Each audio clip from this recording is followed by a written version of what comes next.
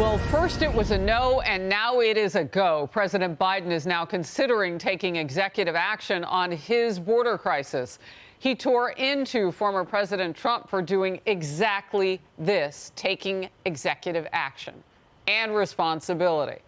He's repeatedly blamed Republicans for keeping his party's efforts down to solve the crisis.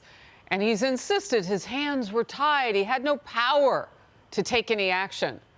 Now, desperate times, apparently, if you look at his polling, he might just have to take a page out of Donald Trump's playbook. And by the way, those plays work.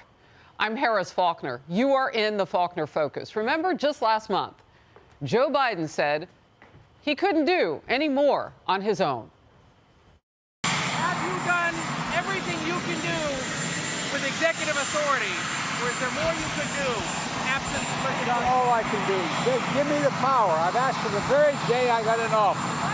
Give me the border patrol. Give me the people. Give me the people, the judges. Give me the people who can stop this and make it work right. Well, as you might imagine, that didn't go over well with outspoken far-left Democrats like Congresswoman Alexandria Ocasio-Cortez. She hit social media with, "Doing Trump impressions isn't how we beat Trump. Seeking asylum is a legal right of all people. In the face of authoritarian threat, we should not buckle on our principles. We should commit to them." AOC. So is President Biden desperate enough to anger his base? Well, yes. The border is a disaster. A Fox News analysis shows that nearly 7.3 illegal immigrants crossed the southwest border under Biden's watch, a number greater than the populations of 36 individual states. And according to Border Patrol data, the United States has released an estimated 2.3 million illegals since 2021, roaming around. White House correspondent Peter Doocy. Peter.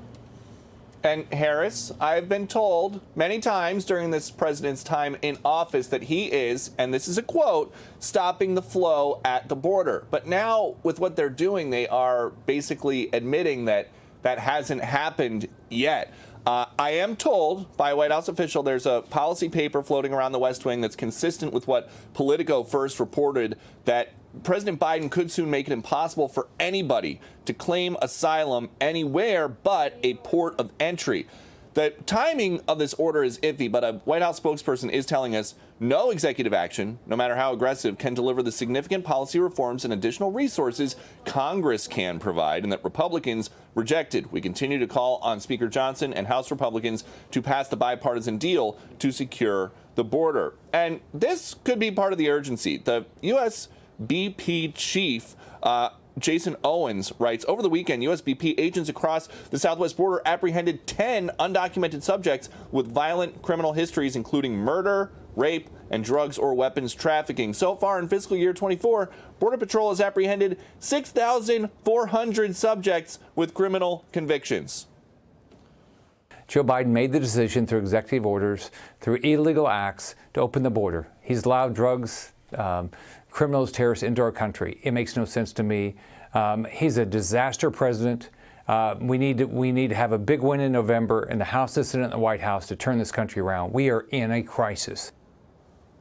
Something that we heard from candidate Biden, now President Biden, from the beginning is that it was his goal to put in place a more humane immigration system than Donald Trump had. But based on everything that we are hearing about what is possible, this does have a lot of the same notes of the Trump border policy, the Trump immigration policy. It would make sense that it could be revealed in about 2 weeks at the State of the Union, but I'm told that the timing of this is completely unknown, even to officials here. Harris.